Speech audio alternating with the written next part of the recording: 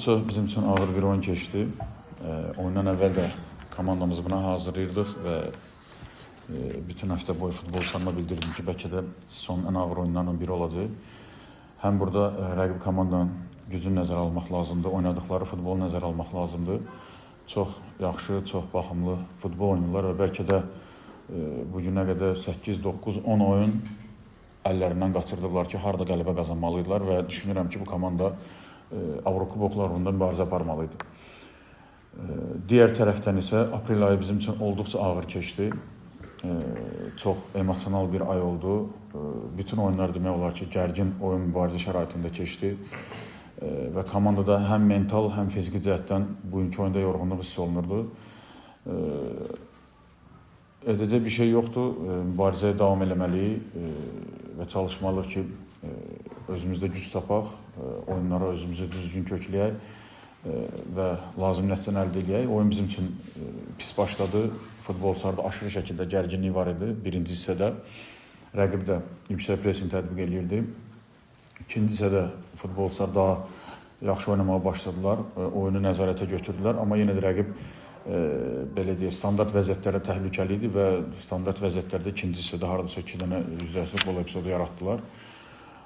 Yenə də futbolçular əzmkar mübarizə apardılar sona qədər, gol vurdu. Amma goldan sonra dərhal görsəndi ki, futbolçular daha rahat oynamağa başladı və üst-üstə gol epizodları yaratdıq. Onlardan istifadə eləmədik ki, son dəqiqələr bizim üçün daha rahat keçsin.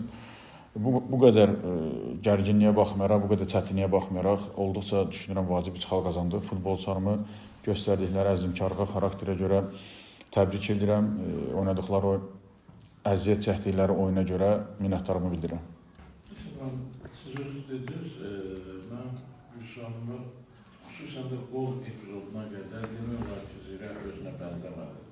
Müdafiədə stoperlər xüsusən çoxlu səhvlər elədi.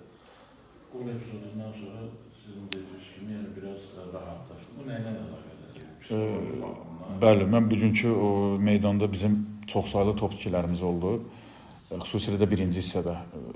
Və mən düşünürəm ki, o gərginliklə bağlı idi. Artıq sən rəqibdən geri düşmüsən, belə deyək, rəqiblərimizdən geri düşmüşdük. Artıq olduğumuz mövqe Avrokubok mövqeyi deyil.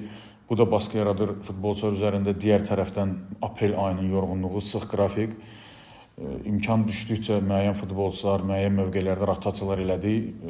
Amma yenə də bu günlər yorğunluq özünü göstərirdi. Enrike'nin zədəsi bizim üçün olduqca ciddi problem yaradır. İsa'nı məsəl üçün rotasiya eləyə bilmirik heç cür. Başqa da sol müdafiəçimiz yoxdur. İsa da bilirik ki, üst-üstə ağır oyunlar keçirdikdə zədəyə meyilli olur. Qorxa-qorxa bu gün gol vurana qədər meydanda saxladıq. Ondan sonra gol vurduqdan sonra dərhal dəyişdik. Onsuz ikinci sən ortasından sonra çox yorğun idi meydanda. Çox da effektiv ola bilmirdi, amma o dəqiqələrdə müdafiə meyilli oyunçu buraxmaq istəmirdim meydana. Gol oldu, ondan sonra həm sistemi dəyişdi, həm daha müdafiə meyilli oyunçular buraxdıq ki, İsanı da qoruyaq və müdafiədə daha etibarlı oynayaq. O dəqiqələrdən sonra başa düşürdük ki, Qəbələ böyük qüvvə ilə irəli atılacaq.